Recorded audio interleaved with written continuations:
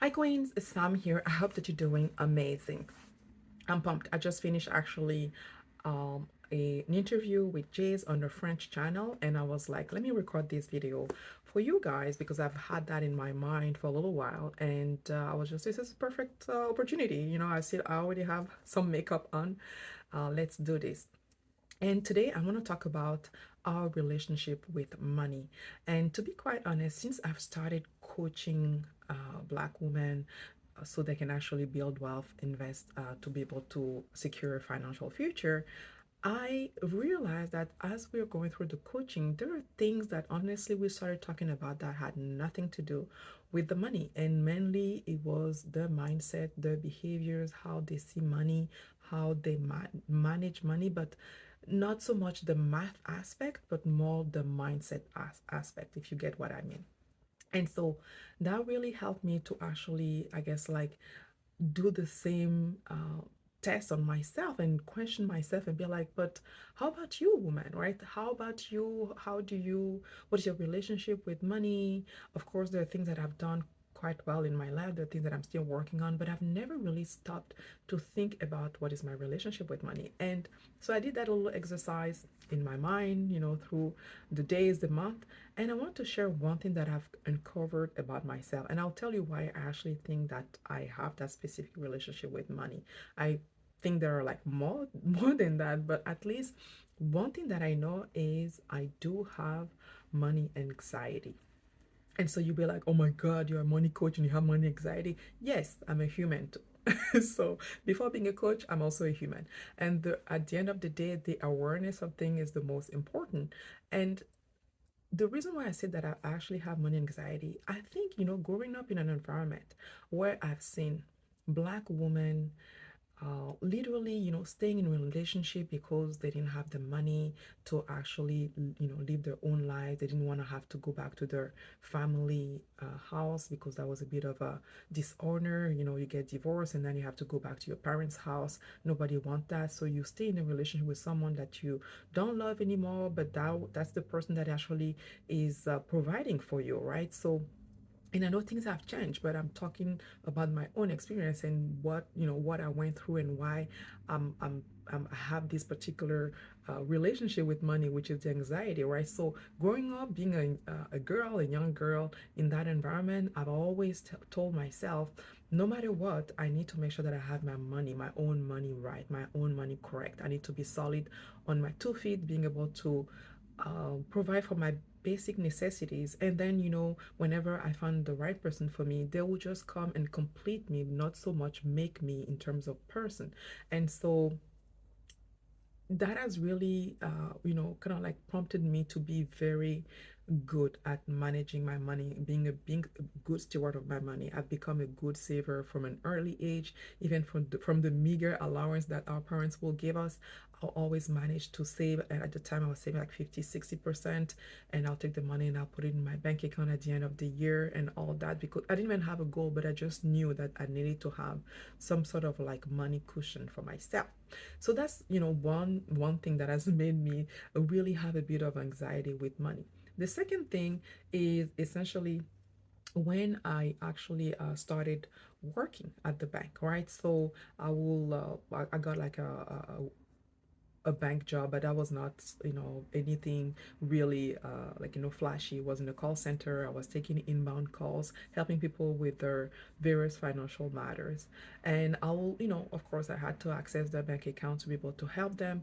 And I've seen so many times people making a lot of money and being in so much trouble. Like pretty much every month they'll be calling the bank because they were overdrawn in their account. They needed some, line of credit increase. They needed a new credit card, and I'll be scratching my head and wondering what's going on here. How come those people making like solid six figures couldn't really get their lives together, and you have that other person making a modest 40, $50,000 a year, really being good with the money. And so I realized that it's really the fact of starting early to invest. And honestly, I think that my anxiety with the money really prompted me to actually start investing early because I was like, I need to secure that financial future.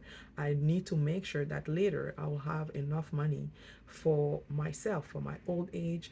And also because in my culture, a lot, you will see people taking care of their parents because the parents will be focusing on helping the kids through education and all that and pouring into the kids to the point that they will forget to actually secure their own retirement. So a lot of people in my culture will find themselves supporting their parents. That's not happening to me. My mom has her own business. She's supporting herself, and everything. But like in my culture, a lot of people will be actually taking care of their parents. And that could happen to me also later. So one thing that I did not want is to find myself in a situation that because I did not secure my future, now my kids needed to actually provide for me. So for me, it was really important to actually break that chain and stop that at my generation, at least for me, as much as possible.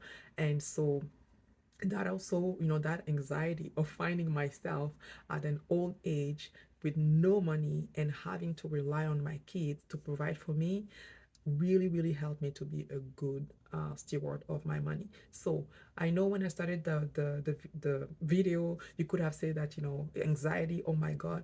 But I honestly think that having that anxiety with the money has really helped me to become, at least from a financial aspect, who I am right now and being able to achieve so much at an early age and still, finding myself like, here and being able to share this experience. And I'll say the few things that also a few things that I was doing in the past. I'm really conscious of that right now, so I'm not doing that anymore. And really, like, things that you can say really display my anxiety with money. The first thing is I used to have my bank app on my phone, and I would log in my bank account every day, many times a day, even if nothing was happening. And I can't tell you why I was doing that. For me, it was just like, oh, let me check this, let me check that. But I'd already checked that 2 days ago. I already checked that last week. Nothing has changed like that for me to actually having to check my bank account every day. But again, it was like that anxiousness. Let me check this, let me see this, let me make sure there is this and that. And so I removed my bank application from my phone. It's not there. So now if I want to log into my bank account, I need to go on my laptop and do that. And because I don't have my laptop with me as much as I have my phone, guess what? I'm not logging in that much anymore. And guess what? Nothing, nothing major or nothing negative has happened from me not logging into my bank account that much anymore. The other thing that I was doing was essentially also with my investment, I'll have my brokerage application. I have, the app on my phone, and I'll be literally logging in on a daily basis. Like, but I mean, the markets don't move like that. They don't move, of course, if there is any major thing happening, they might drop quickly, they might go up quickly. But technically, when you look at how the market has been progressing, it's mainly very steady going up. So there is no point of me going into my investment portfolio every day and checking the portfolio. If anything, what that has actually caused in the past with me doing that is actually doing some transaction that I had no business doing, right? Because I was there and I'm like, oh, let me just buy two stocks of this and then let me sell this, and doing, almost not trading, but there was no investing in there. It was just me out of the blue logging into my investment portfolio and deciding to make some changes in my allocation because I just felt like that the day. And there was no reason, right? Because I will end up regretting it later on because I did not stick to my investment plan. In my investment plan, if your investment strategy is well set, you have no reason to be making any changes to your portfolio. As a matter of fact, I think it was Charlie Munger or someone who said it. Your investment portfolio is like a bar of soap. The more you touch it, the more you play with it, and the more it's going to shrink. So if you have your strategy well established and then you set up your automatic contribution and you stick to it, you just let the market do its thing, there is no reason for your portfolio to actually decrease in value. So I actually also remove my brokerage application. I removed it from my phone. So then if I have to log into it, I have to go physically on my I have to go literally on my laptop and do that. And so the other thing that I wanted to mention here, which I think also in terms of anxiety for me was something that was anxiety induced was I have a spreadsheet. I love spreadsheet. I have a spreadsheet where my net worth is, and literally I'll be looking at that spreadsheet not on a daily basis but on a weekly basis. Again, the value of your assets don't move that much like that, right? So like how much you owe on your mortgage, it doesn't change that much like every week or anything like that. So I really didn't have to be looking at my net worth template or my net worth worksheet every week. So now I look at my net worth sheet on a quarterly basis. I do that on a quarterly basis instead of having to do it on a weekly basis. And then I can really appreciate how much things are improving, how much my investments are improving, how much my loans are decreasing, and I can really appreciate how much my net worth is increasing. But like from a week to a week, sometimes nothing has changed. Sometimes you might have a bit of a dip if it is, from one week to the other.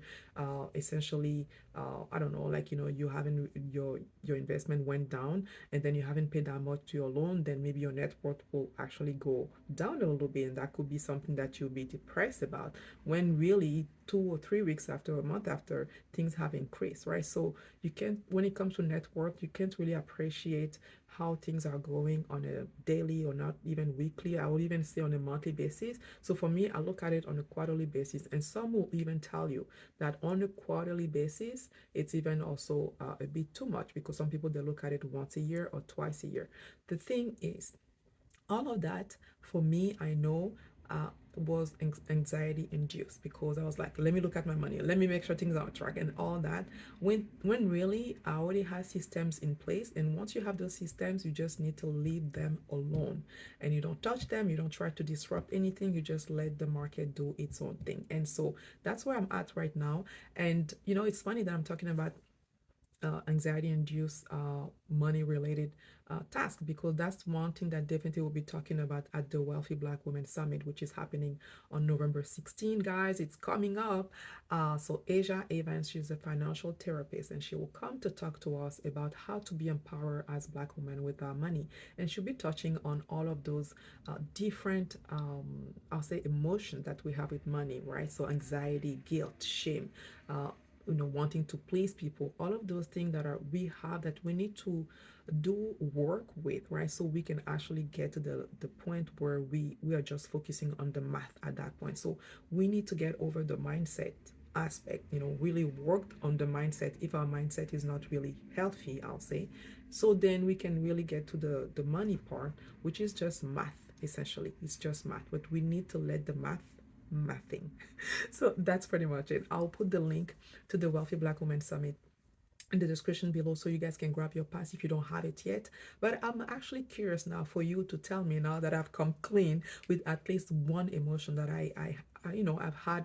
I think I still have it, but I found a way to work with it with my money. But I'm curious to know, what are the emotions that you feel with your money, and what are you working on what are you doing to actually work on that? Let me know in the comments below. I will really appreciate that. And until next time, you keep on building wealth. Bye bye.